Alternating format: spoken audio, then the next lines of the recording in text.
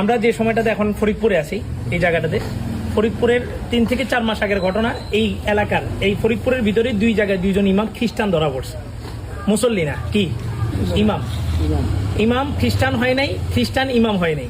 কি হয়েছে, একজন খ্রিস্টান লোক আমাদের ভিতরে আসছে, আমাদের মাদ্রাসাগুলোতে আসছে, আমাদের মতো করেই পড়াশোনা করছে, ডিগ্রি অর্জন করে তারপরে যে সে কি হয়েছে, ইমাম হয়েছে, খতিব হয়েছে। তো এক মসজিদের ইমাম খতিব যদি খ্রিস্টান হয়, মসজিদের মুসল্লি রেখে আর মুসলমান থাকার সুযোগ আছে নাকি? এমন এক কঠিন পরিস্থিতির ভিতরে আমরা চলমান। আমরা এখন এই সফরের ভিতরে আসি দেখে হয়তো বহির্বিশ্বে কি চলতেছে আমরা কিছুই জানি না। বাহিরে এই পাশের রাষ্ট্র ইন্ডিয়াতে গরু জবাই করার অপরাধে মানুষকে জবাই করা হইতেছে। গরু জবাই করছে, এই কারণে কি করা হইতেছে, মানুষকে জবাই করতেছে। অথচ আল্লাহ রসুলকে যখন সাহাবায়ে কেরাম জিজ্ঞেস করছে মা হিয়াল আযওয়াহি, কোরবানির সিজন আসছে, তা আল্লাহ রসুলকে জিজ্ঞেস করছে যে কোরবানিটা কি। আল্লাহ রসুল এটা বলেন নাই যে জিবহুল শাত, জিবহুল বাকারা, গরু ছাগল জবাই করা, এটা বলেন নাই। রাসূল একটা শব্দ বলছেন, এই শব্দটার ভিতরে আমাদের শিক্ষা।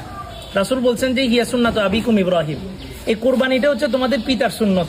তো পিতার সুন্নত কি? পিতা কি পশু জবাই করতে গেছে না মানুষ জবাই করতে গেছে? পিতা ইসমাইল নিজের ছেলেকে জবাই করতে গেছে। সেদিন ইসমাইল আলাইহিস সালাম যদি জবাই হয়ে যেতেন, আজকে সব ধনীদের উপরে তার সন্তানকে জবাই করা কি হয়ে যেত, ওয়াজিব হয়ে যেত। হিয়া সুন্নাতু আবিকুম ইব্রাহিম, ইব্রাহিম আলাইহিস সালামের সুন্নত মানে কি? মানে হচ্ছে ইসলামের জন্য কখনো ইসমাইল আলাইহিস সালামের মতো জান দিতে হবে। জান দেওয়ার যদি প্রয়োজন হয় তাহলে ইসমাইল আলাইহিস সালামের মতো কি করতে হবে, জান কোরবান করতে হবে। আবার যদি কখনো জান নেওয়ার প্রয়োজন হয় তাহলে ইব্রাহিম আলাইহিস সালামের মতো জান নেওয়ার জন্য প্রস্তুত থাকতে হবে। এই সেন্টিমেন্টটাই বুঝছে ভারতের হিন্দুরা। তারা কি করতেছে, গরু জবাইয়ের অপরাধে মুসলমানদেরকে কি করে দিতেছে, জবাই করে দেয়। আর আমরা মুসলমানরা কি করতেছি, ভাই ঠিক আছে এবার তাহলে কোরবানি বন্ধ করে দাও।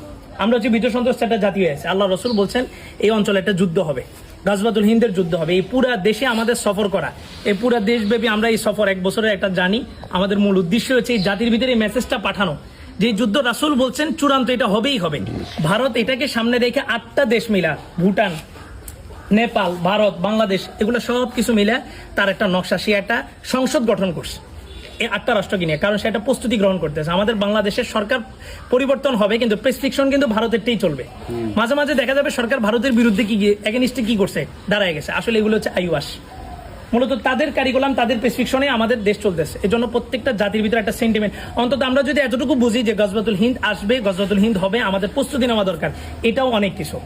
তো মনে রাখবেন এই সমস্ত যুদ্ধগুলোতে আল্লাহ তাআলা ঈমান আর আমল ব্যতীত কাউকে এখানে অংশগ্রহণ করার সুযোগ দিবে না।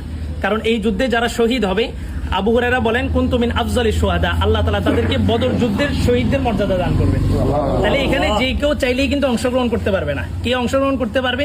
যার ঈমানও ঠিক আছে, আমলও ঠিক আছে। এই জন্য আজকে হচ্ছে আরাফার আগের দিন, আজকে হচ্ছে আরাফার আগের দিন, অর্থাৎ আজকের এই দিনে হাজিরা আরাফাতে আছে, আজকের এই দিনে। তো কালকে হচ্ছে আমাদের বাংলাদেশের আরাফা, 9 জিলহজ।